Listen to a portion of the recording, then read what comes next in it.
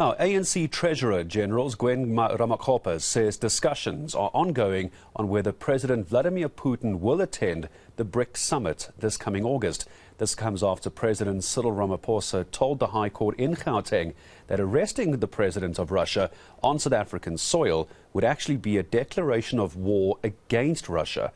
The BRICS Political Parties Plus Dialogue is going to continue with the international political parties engaging in commissions about improving the BRICS bloc. So beyond all of that, the big question has to be, will an arrest be effected? With that story, here's Pule Letshwiti-Jones. Well, the President Cyril Ramaphosa has once again reaffirmed his stance to use the BRICS summit as also a way of enforcing dialogue and conversation around resolving the conflict between Russia and Ukraine. But of course, he's also welcomed the fact that there's been more fraternal parties from other international communities joining the event for the next 3 days, which of course has started today and will end on Thursday. There's been quite a lot of discussion around strengthening the BRICS bloc, and of course also allowing other parties to enter the BRICS bloc as well. This is a few weeks before the highly anticipated BRICS summit is expected to take place in the country. But joining me right now, of course, is the African National Congress Treasurer General Gwen Ramokgopa. She speaks to me this evening. Thank you very much for chatting to us, ma'am. Maybe let's just start with the importance of this BRICS Political Parties Plus event, what it means and why is it important? Thank you very much, Pule, for having me here.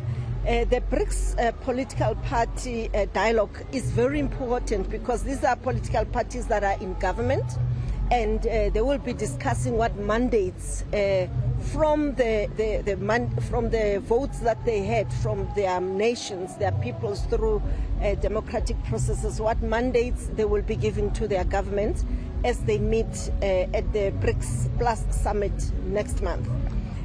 We know that as we speak now, the BRICS countries represent more than 40% of the world's population, more than 30% of the world's economy, and more than 30% of the world's geographic area. Yes, trade is at about 18%, and this summit is also looking at how to boost the trade.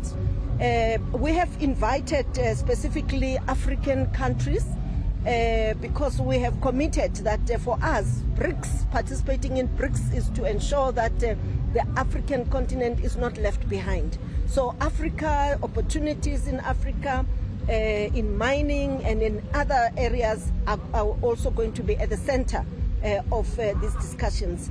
This chairship of South Africa will ensure that in this coming year, BRICS focuses on how the people of Africa, the child of Africa, is not left behind. We know we are a youthful country and continent, and we want to unlock this demographic dividend. The wealth, especially in minerals, that we have in our various countries in this continent need to be beneficiated into revamping the industrialization processes and innovation as we prepare for a more sustainable world.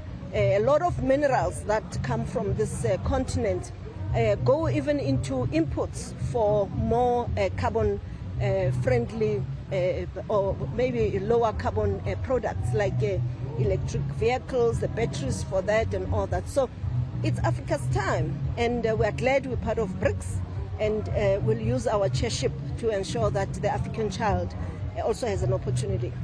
When you speak about, improving as well the BRICS bloc, is the expansion of BRICS something that will be discussed? Also, when you look at items around the development bank as well, and when you speak about the improving of the economy of the continent, such as the flight from South Africa to Brazil as well, are these some of the key factors that you're going to be discussing to ensure the improvement of the economy of the continent, but in the perspective of the BRICS alliance partners as well? Most definitely.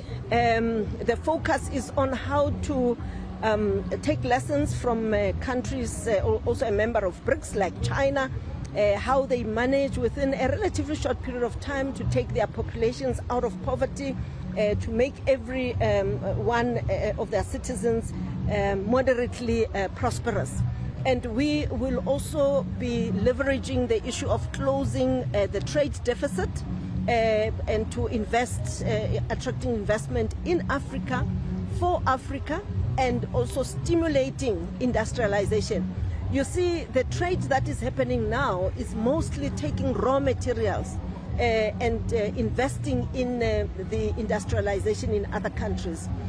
We would want the industrialization to really be having a very big boost through the BRICS partnership. Yes, the new development bank has been very critical, but the AU itself has taken an initiative through the Africa Free Trade Agreement.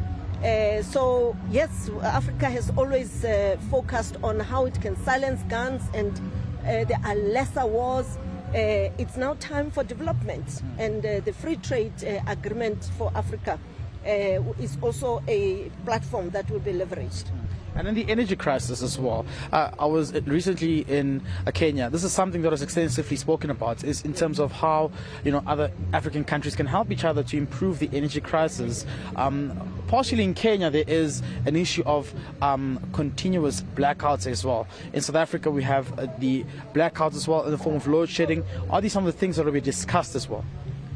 Most definitely the issue of infrastructure in energy, water. The president, when he was addressing the Paris meeting, did indicate that there are major water, hydrogen, especially power projects that need funding, and the roads, especially rail, harbour, to really invest in economic growth, boosting the economy, but also creating jobs and fighting poverty. And of course, this event comes just a few weeks before the BRICS summit, and we've seen the affidavit by the president that has since gone public, in which he's saying that, or told the High Court that arresting Russian President Vladimir Putin would be waging war between ourselves and Russia. We know that there's a warrant of arrest that has been issued out by the International Crimes Court. As the ANC, how are you dealing with this matter? Is this something that's currently in discussion, and has there been a bit of communication as to whether the president will be coming to the country? Pule, I think you're stretching it a little bit too far because the matter is in court. It's sub judice. It's a matter that the presidency is directly dealing with. However, our position as the African National Congress is that let us not fuel the tensions that are there, and let us not take sides. Let us intervene, and we support President Ramokgopa and the 7 other leaders of Africa who have gone there to ensure that we de-escalate the tensions. So we're calling on everyone in the world to give peace a chance. Let us de-escalate and not fuel the tensions that are there. I think every citizen of the world deserves peace, especially the most vulnerable, the women, the children. Families have been torn apart, and it is not really a correct environment for people to live in fear. So of one dying any moment. So let's give peace a chance. And today, as we celebrate Nelson Mandela Day, and that's what Nelson Mandela taught us. We don't take sides, we go there, we facilitate, we say let's silence the guns all over the world. Thank you very much. Of course, as Treasurer General of the ANC, Gwen Ramokgopa, joining me, just speaking about the importance of the BRICS Political Party Plus Dialogue, which of course is chatting everything BRICS, and of course the improvement of the BRICS bloc as well, but also giving us an extensive response on that issue there around the Russian President Vladimir Putin. There being uncertainty as to whether he will be attending the BRICS summit in a few weeks' time or not. He says that Gwen says that this is something the ANC is still currently deciding, and it's still in the courts as well.